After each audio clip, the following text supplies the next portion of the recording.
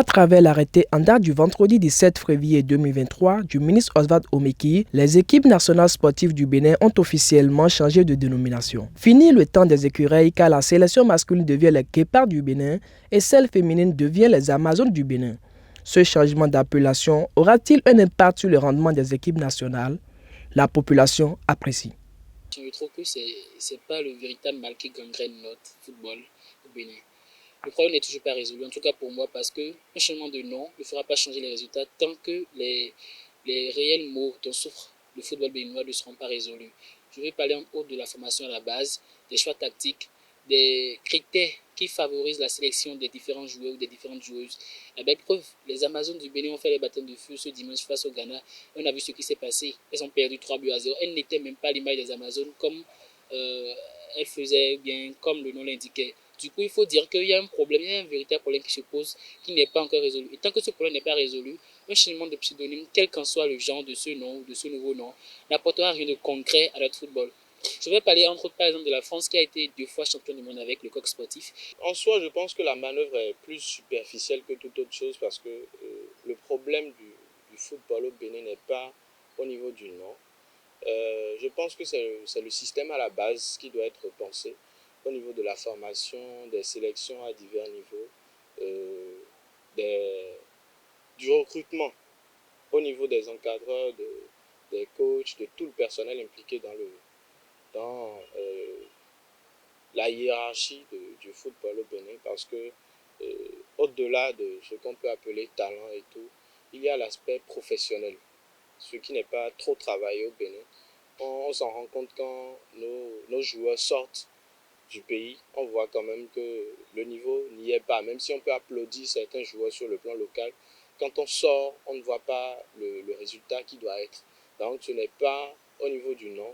Et j'estime quand même que le choix Amazon est risqué puisque ce sont des figures de l'histoire du Bénin, du patrimoine culturel et culturel du Bénin, et qu'on ne devrait pas associer ce nom-là à quelque chose dont on n'est pas sûr de faire du bon travail. C'est pas si c'est changer le nom qui va résoudre les problèmes de l'équipe nationale du Bénin. Parce que nous avions vu hier qu'au lendemain du changement officiel du nom, les Amazones ont été baptisées hier 3-0 face au Black Queen du Ghana. Et on dit souvent en Afrique que le nom marque son porteur. Nous allons peut-être espérer que les guépards demain nous montrent la différence, que c'est peut-être l'écureuil qui jouait sur eux. Ça n'a pas forcément d'impact. Ça peut avoir d'impact a priori, mais nous sommes au Bénin. Vous-même, l'Amazone d'abord, qui dit Amazone, bon, peut-être c'est un aspect touristique et culturel. Bon, c'est un rapprochement entre la culture et le sport. Donc je pense que si cela peut avoir d'impact sur l'équipe nationale, bon, c'est bon. Mais l'essentiel, si cette équipe n'est pas prête, n'est pas capable de faire un bon match, n'est pas capable de nous fournir une bonne prestation, je pense que c'est tombé à l'eau. Nous sommes au Bénin et on dit souvent que le nom, c'est-à-dire le propre nom, ont plus d'impact, ont plus d'influence sur nous parce que quand un enfant naît, les gens de la tradition veulent bien que l'enfant puisse porter un nom Sagbo qu'au lieu de porter un bienvenu parce que ça retrace les réalités de chez nous. Et donc, quand on parle d'Amazon, on connaît déjà les Amazones, ce qu'elles ont eu à faire pour le Bénin, voilà, dans l'histoire des rois jusqu'à passer. Donc, je crois que c'est cette histoire aussi qu'on veut essayer quand même d'attacher à notre sport, à notre discipline, surtout le football, que nous savons tous parce qu'on dit les Amazones, les Agodiers, on connaît donc leur force, voilà comment elles ont eu à combattre.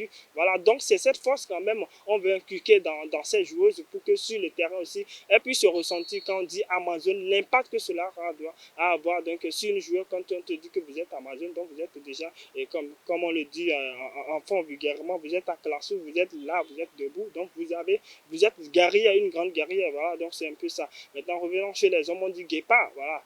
Les guépards du Bénin, je crois que le guépard et l'écureuil ne sont pas deux animaux à comparer parce que le guépard a plus d'endurance que l'écureuil. C'est vrai, l'écureuil a d'habileté, voilà, il peut faufiler rapidement. Mais le guépard aussi n'est pas un animal tout simplement. On peut le classer dans les carnivores comme le lion. Et on sait bien de quoi est capable le guépard. Quand il touche à sa proie, il peut le rattraper. Donc, je vois que ce sont autant aussi de noms qui vont porter une onde positive à ces jeunes ou bien à ces hommes aussi, une fois sur le terrain de foot, une fois sur la pelouse quand ils seront en train de jouer. Quoi qu'il en soit, une chose est certaine, les écureuils du Bénin ne sont plus à la mode. Bienvenue donc aux guépards et aux Amazones. Vivement que ces nouvelles dénominations accouchent de meilleurs résultats tant sur le plan africain que mondial.